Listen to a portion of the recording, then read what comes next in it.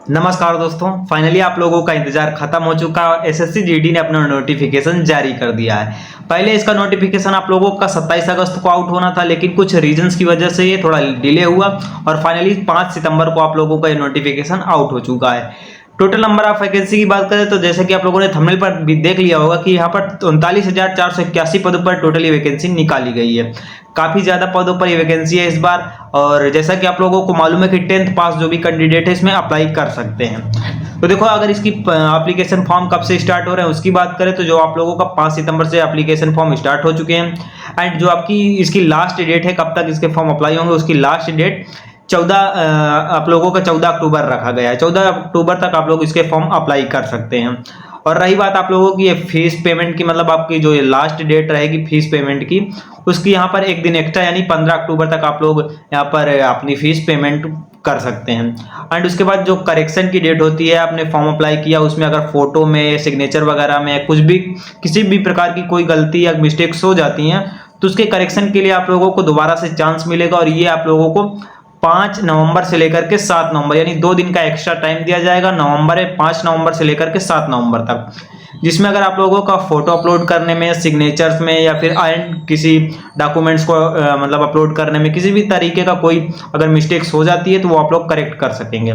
ठीक है। बाकी अगर रही आप लोगों के एग्जाम डेट की बात की, मतलब हमारा एग्जाम कब तक जा सकता है, कब तक हमारे एग्जाम होगा, तो आप लोगों को बता दें कि जो आपका ये tentative schedule for computer based examination है ये आप लोगों का जनवरी फरवरी के तक पहुंचेगा। जैसा कि आप लोग यहाँ पर इस मतलब नोटिफिकेशन में भी देख सकते हैं कि नोटिफिकेशन में क्लियर बताया गया कि आपका जो एग्जाम है ये जनवरी फरवरी 2025 तक होगा। अगर यहाँ पर आप लोगों को और काफ़ी सारी चीज़ें अगर यहाँ पर देख सकते हैं, अगर टोटल नंबर ऑफ वैकेंसी की कैटेगरी वाइज बात करें हम यहाँ पर कि मतलब फीमेल कैंडिडेट के लिए कितनी वैकेंसी हैं, तो अगर यहाँ पर फीमेल कैंडिडेट की बात करें तो यहाँ पर 3,869 पदों पर फीमेल कैंडिडेट के लिए वैकेंसी है। एंड मेल कैंडिडेट के लिए यहाँ पर 35,612 पदों पर ये मेल कैंडिडेट के लिए टोटल वैकेंसी है।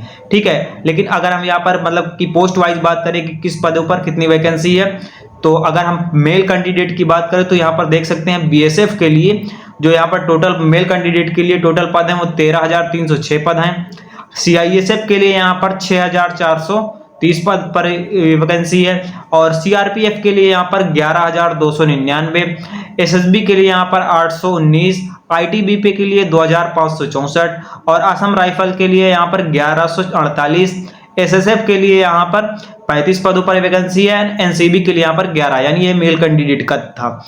अगर हम फीमेल कैंडिडेट की बात करें तो यहाँ पर देख सकते हैं फीमेल कैंडिडेट के लिए जो बीएसएफ के टोटल पोस्ट हैं वो है पर 2348, सीआईएसएफ के हैं 715, सीआरपीएफ के हैं 242 और यहाँ पर एसएसबी में फीमेल कैंडिडेट के लिए कोई भी पोस्ट नहीं, केवल मेल कैंडिडेट के लिए 819 पदों पर वैकेंसी है एसएसबी के।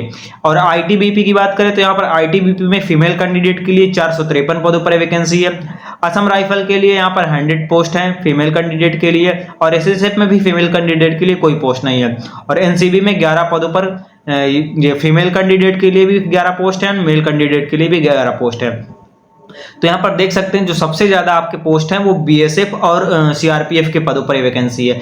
बीएसएफ में देख ही सकते हैं फीमेल कैंडिडेट के लिए 2,348 और मेल कैंडिडेट के लिए टोटल यहाँ पर 13,306 पदों पर ये वैकेंसी है। तो सबसे ज्यादा यहाँ पर बीएसएफ की और आपका सीआरपीएफ के पदों पर ये टोटल वैकेंसी है। कुल मिलाकर यहाँ पर 39,481 पदों पर वैकेंसी है। तो ये तो रही एक टोटल नंबर ऑफ वैकेंसी की बात। अब बात कर लेते हैं पे स्केल, यानी आपका जो सैलरी वगैरह होती है ये कितनी मिलती है।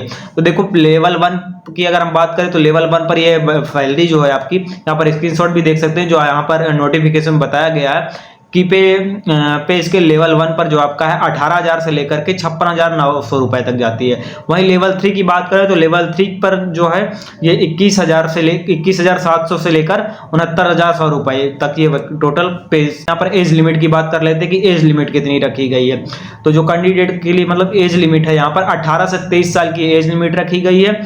और ये जो आपका एज लिमिट ये एज है, ये जो आपका डेट ऑफ बर्थ है वो आप लोगों का यहाँ पर 2/1/2002 से लेकर के 1/1/2000 2007 के बीच आपका डेट ऑफ बर्थ होना चाहिए। यहाँ पर आप लोग देख सकते हैं, मैं यहाँ पर स्क्रीनशॉट भी लगा देता हूँ।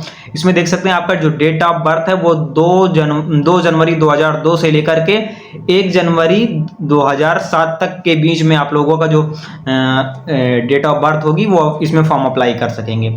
अब रही बात की एज रिलैक्सेशन की, इसमें कितना एज रिलैक्सेशन मिलने वाला है।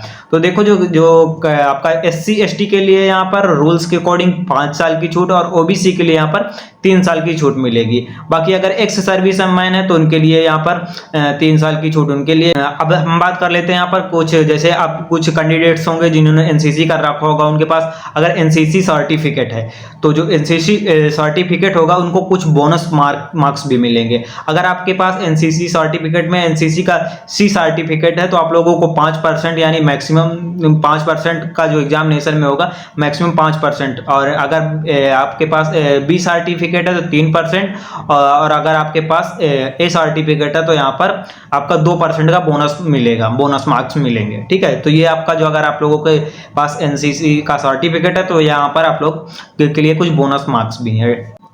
अब देखो अगर यहाँ पर हम बात करते हैं कि मतलब कि आपका जो एप्लीकेशन फीस है वो कितनी रखी गई है, तो एप्लीकेशन फीस की बात करें तो यहाँ पर जो आप लोगों का 100 रुपये जनरल OBC के लिए आपका 100 रुपये फीस है। एंड अगर यहाँ पर बात करें कि अगर आप SC ST कैटेगरी से हैं या फिर एक्स सर्विसमैन हैं तो आप लोगों को कोई भी इसमें मतलब कि फीस नहीं पे करनी है। ठीक है, अब हम बात कर लेते हैं इसके कंप्यूटर बेस्ड एग्जाम शेड्यूल की, मतलब कि आपका सिलेबस क्या रहता है, किस सब्जेक्ट्स में किससे कितने क्वेश्चन पूछे जाते हैं, ये सारी चीजें। तो देखो यहाँ पर आप लोग स्क्रीनशॉट भी देख सकते हैं, इसमें मैंने क्लियरली लिख दिया कि जो आपका जनरल इंटेलिजेंस और रीजनिंग से है उसमें टोटल नंबर ऑफ क्वेश्चन 20 होंगे एंड टोटल वो 40 नंबर के क्वेश्चन होंगे, यानी एक क्वेश्चन आपका 2 नंबर का होगा। एंड यहाँ पर अगर हम बात करें general knowledge and general awareness की तो यहाँ पर 20 क्वेश्चन इसके भी पूछे जाएंगे और 40 नंबर के होंगे। और मैथमेटिक्स के यहाँ पर भी 20 क्वेश्चन होंगे एंड 40 नंबर के होंगे। और यहाँ पर देख सकते हैं ऑप्शनल आपका पास है हिंदी एंड इंग्लिश।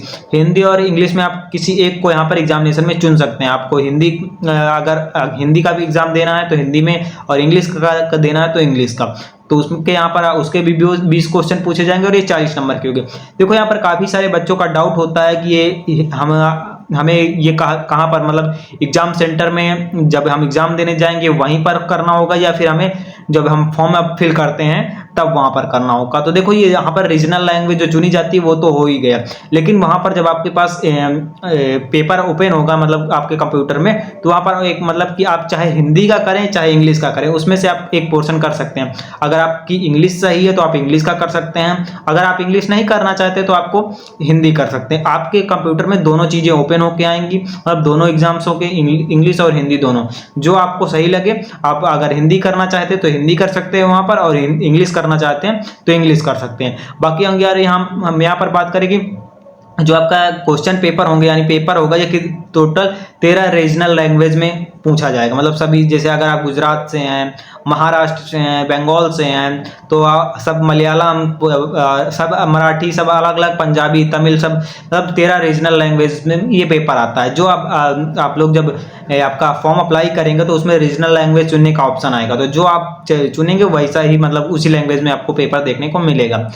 तो ठीक है, ये तो रही मतलब कि पेपर की बात। बाकी अगर यहाँ पर हम निगेटिव मार्किंग की बात करें तो यहाँ पर 1/4 यानी 0.25 की यहाँ पर निगेटिव मार्किंग होगी। यहाँ पर आपका जो अगर एक क्वेश्चन आपने गलत किया तो उसका यहाँ पर 1.4 मार्क्स काट लिए जाएंगे। ठीक है, तो ये निगेटिव मार्किंग है। अब हम बात कर लेते हैं यहाँ पर जैसे आपका जो फिजिकल इफिशिएंसी टेस्ट होता है उसमें क्या क्या क्या क्राइटेरिया होता है। तो आपको फिजिकल इफिशिएंसी टेस्ट में जो आपका रेस के लिए होता है, मेल कैंडिडेट के लिए यहाँ पर 5 किलोमीटर 24 मिनट में, वही फीमेल कैंडिडेट के लिए 1600 मीटर 8.5 मिनट का टाइम होता है। और अगर यहाँ पर देख सकते हैं 2 क्राइटेरिया होते हैं। एंड अगर आप 1600 मीटर के लिए मेल कैंडिडेट के लिए 7 मिनट, वहीं फीमेल कैंडिडेट के लिए 800 मीटर के लिए 5 मिनट का टाइम होता है।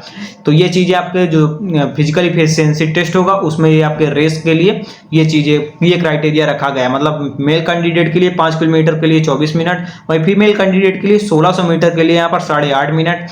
एंड अगर यहाँ पर 1600 मीटर फीमेल कैंडिडेट की बात करें तो उसके लिए 7 मिनट, एंड मेल कैंडिडेट के लिए 1600 मीटर का 7 मिनट, एंड फीमेल कैंडिडेट के लिए 800 मीटर का यहाँ पर 5 मिनट। ठीक है, तो बाकी इस वीडियो में यही थी। आई होप आप लोगों को सारी जानकारी समझ में आ गई होगी। बाकी अगर कोई भी डाउट है तो कमेंट कर देना। बाकी कुछ लोग मतलब कंफ्यूजन में रहते हैं कि हमें किस प्रकार से पोस्ट कैसी चुननी चाहिए, मतलब बीएसएफ, सीआईएसएफ, एसएसबी, मतलब किस तरीके से हमें अपनी पोस्ट को चुननी चाहिए। जहाँ फॉर्म अप्लाई करते हैं तो उसमें ABCD ऐसे करके आता है, तो उसमें हमें क्या चुनना चाहिए, इसके लिए मैं बहुत ही जल्द एक सेपरेट वीडियो लाने वाला हूँ जिसमें आप लोगों की सारे डाउट्स क्लियर हो जाएंगे, मतलब पोस्ट चुनने के लिए कि कौन से पोस्ट को आप लोग फॉर्म अप्लाई करते टाइम चुने। ठीक है, तो उसके लिए बहुत ही जल्द एक वीडियो आने वाला है, तो आप लोग चैनल को जरूर सब्सक्राइब कर ले, चैनल पर नए हैं तो। बाकी वीडियो पसंद आए तो वीडियो को लाइक कर देना। मिलते हैं किसी नए अपडेट के साथ, तब तक के लिए बाय बाय, टेक केयर, जय हिंद दोस्तों।